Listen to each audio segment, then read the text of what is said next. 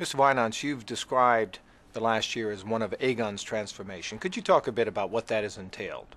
2011 indeed has been a year of significant transformation. Very importantly, we've repaid the Dutch state. We did that in June, and it closes a chapter of our history. We've also at the same time disposed of our reinsurance business, Transamerica Re. We sold a piece of our UK business. It was a closed book of business, the Guardian business. So a lot of changes in our portfolio. At the same time, we have put in place significant restructuring in the UK and the Netherlands. And I'm pleased to say that in the UK we have now taken out the cost as we had promised by 25%.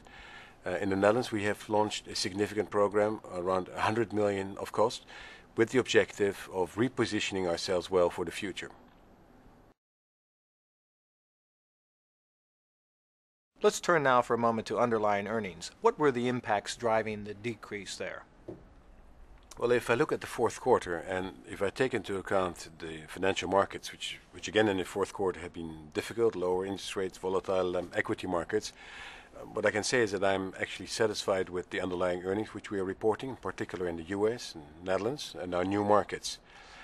In the UK, what you see here is that we've taken a provision, a significant provision, in relation to a customer redress program which we have launched 2 years ago.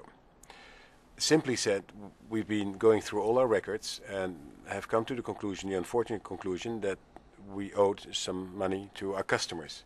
And what we're doing now is going through all our customer files and making sure that we pay to our customers every single pound or penny we owe them.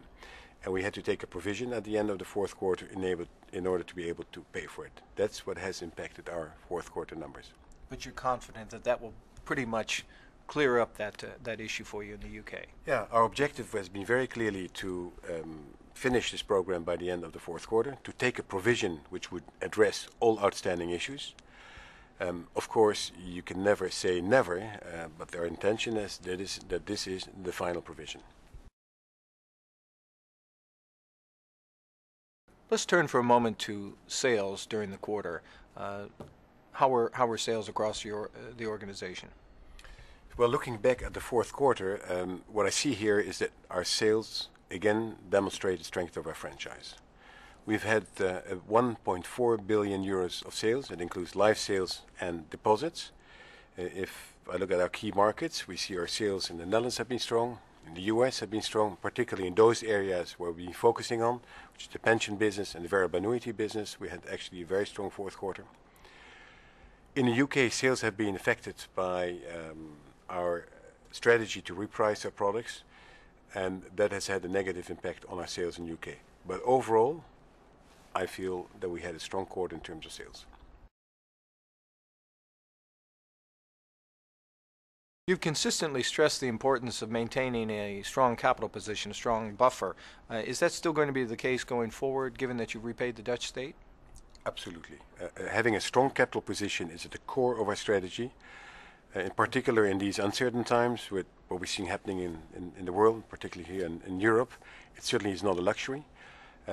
What you see is, in terms of results, is a IGD ratio of 195%, an RBC ratio for our US business of 450%, strong capital position, and I'm very pleased with these results because they show here that management action is yielding significant results. It's a strong capital position which allows us to propose a dividend at our shareholders meeting in May, in line with what we have announced earlier.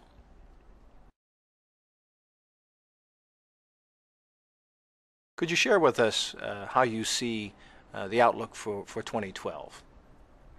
Well, in general, the outlook still remains uncertain.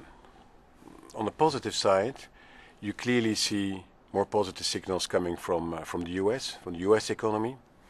A lot of the indicators which have been published recently tend to show an improvement, particularly in terms of the unemployment, which is an important indicator for our business. At the same time, Europe remains uncertain. The euro crisis, is not being resolved.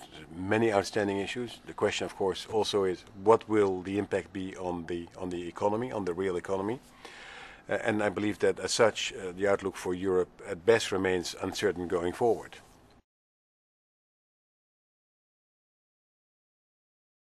And so what does all this mean for Aegon and its business? Well, first of all, it means for Aegon that we have to continue to maintain a very strong capital position. That's the only way that we can make sure that we are well protected against this insecurity, which I just mentioned.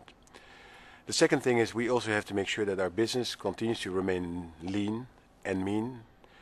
We have to have an efficient organization. We have to continue to look at our cost base. We'll continue to reduce our expenses in order to be able to capture the opportunities going forward. It also requires, and that's not unimportant, that we continue to invest in future capabilities. Let me give you one or two examples here. In the UK, we've invested in a platform capability that is about positioning Aegon post-RDR. In the Netherlands, we're not only reducing our expenses, but we're also investing in new distribution capabilities. The Bank of Tomorrow has been mentioned. These are just a few examples of our commitment not only to be cost efficient, which is important in this environment, but also to build our capabilities for the future.